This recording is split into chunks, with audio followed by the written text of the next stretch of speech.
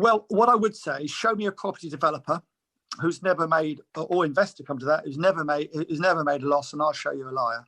So every developer, every investor, anybody in life, you're going to make mistakes, but you learn far more about yourself and about the business when you make a mistake than when everything's going okay. When everything's going okay, the market's rising. Even if you make a mistake, it's masked by the fact that the property market is rising, and you get out of jail, as I call it, not because of anything you've done, but because of the market.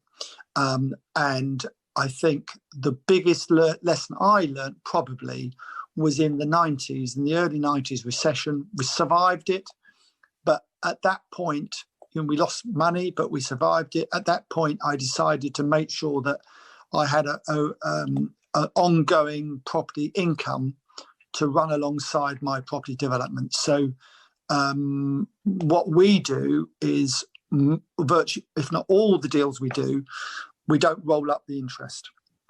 A lot of property developers, and we do sometimes, but not often, the interest is rolled up and paid at the end of the deal. What we tend to do is pay the interest out of our ongoing rental income. So that makes a huge difference. Helps with the deal. It helps get the banks involved, gives everyone more confidence.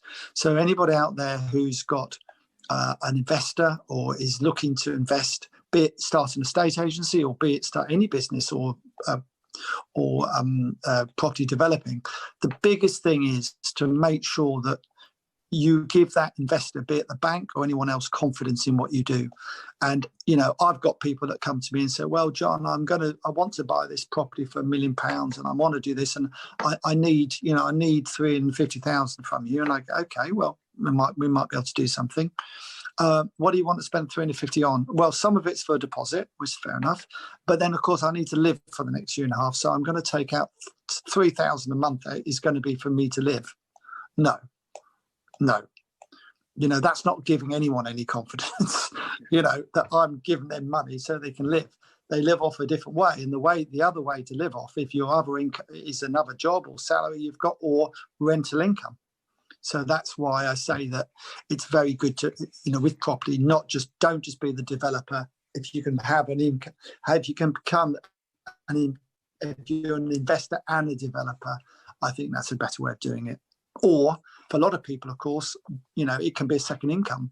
So the main income pays all the bills, and then anything you do with property developing or investing can be the whole of it can be reinvested, which is even better, to be honest with you. It takes a lot of pressure off everybody involved.